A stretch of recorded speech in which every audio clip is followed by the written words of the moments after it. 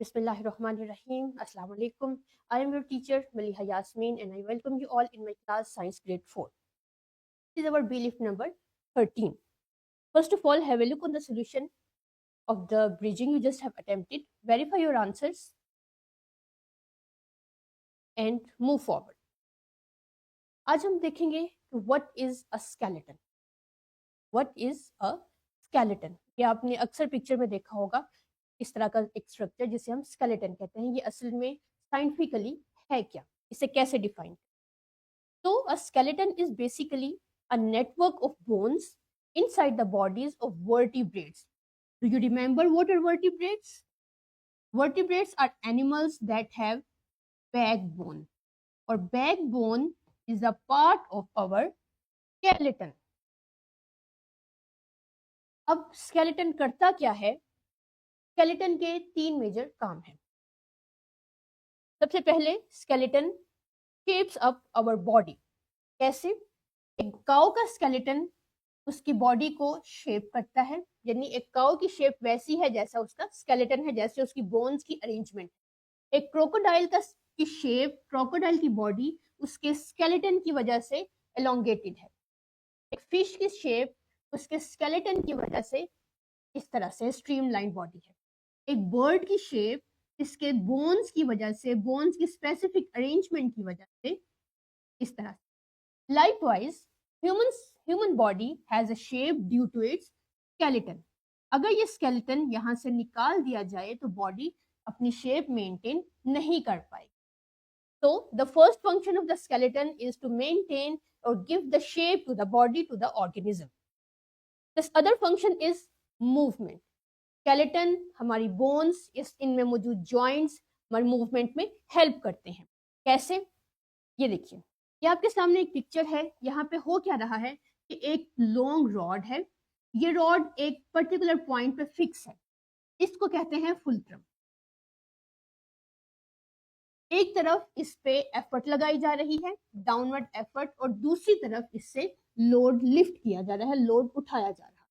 यही काम, यही बिल्कुल प्रोसेस, यही कॉन्सेप्ट है हमारी बोन्स में. कैसे कि एक हमारी बोन्स एक लिवर के तौर पे काम करती है. ये आपके सामने एक लिवर सिस्टम है. हमारी बोन्स लिवर के जैसे काम करती हैं. कैसे? देखते हैं.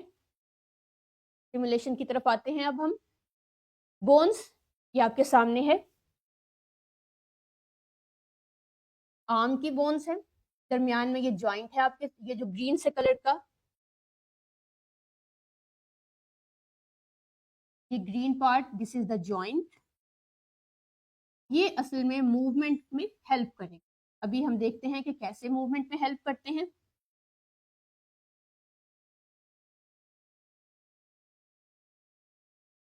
रेड कलर के जो आपको लाइंस या फाइबर्स दिखाई दे रहे हैं, these are the muscles.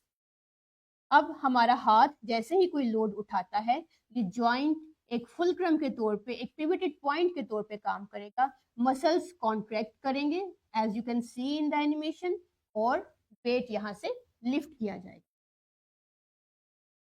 So this is how our body works. Our skeleton helps in movement.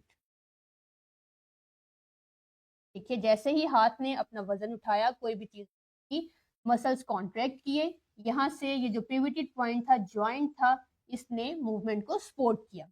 अब पूरी बॉडी में डिफरेंट टाइप्स ऑफ जॉइंट्स हैं, so different types of movement है, लेकिन इनका basic purpose, basic function, basic functionality इसी तरह से है. वापस आते हैं अपनी स्लाइड्स पे. तो एक स्केलेटन का दूसरा काम है कि ये हमें भागने दौड़ने में, काम करने में, लिखने में, उठने बैठने में हेल्प करता है. तीसरा अहम काम स्केलेटन का प्रोटेक्शन है. हमारी बॉडी में वाइटल ऑर्गन्स, हमारे अहम जो बॉडी के पार्ट्स हैं, इन्हें प्रोटेक्ट करता है. For example brain. Brain is a very delicate part in our body. हमारे तमाम फंक्शंस को कंट्रोल करता है, गाइड करता है. अब ब्रेन एक बहुत सॉफ्ट पार्ट है. ये सॉफ्ट पार्ट हमारी हार्ड स्ट्रक्चर जैसा कि स्कल में की वजह से प्रोटेक्टेड है. अगर हम गिर जाएं, कोई इंजरी आ जाए, तो ये स्कल है, हार्ड स्कल है, जो हमारी बोन्स को प्रोटेक्ट करती है. इसके अलावा जो हमारे लंग्स हैं, स्टमक है, हार्ट है, इंटेस्टाइन्स हैं, ये जो वाइटल ऑर्गन्स है जो हमारी एक लाइफ के लिए लाजमी है, नेसेसरी है, कंपल्सरी है, ये रिब केज की मदद से प्रोटेक्ट किए जाते हैं। ये रिब केज असल में ये सैक एक बिल्कुल एक हार्ड स्ट्रक्चर बना देता है जो कि इंटरनल ऑर्गन्स को प्रोटेक्ट करता है।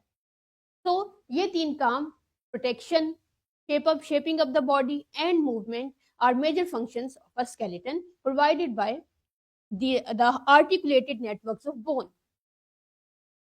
Let's move forward to the thrive and formative check. Formative check is for class work to be performed, to be completed in the class, and thrive is for to do at home. अपना काम मुकम्मल कीजिए और अपनी teacher से share कीजिए. Till then, see you in the next class. Till then, Allah.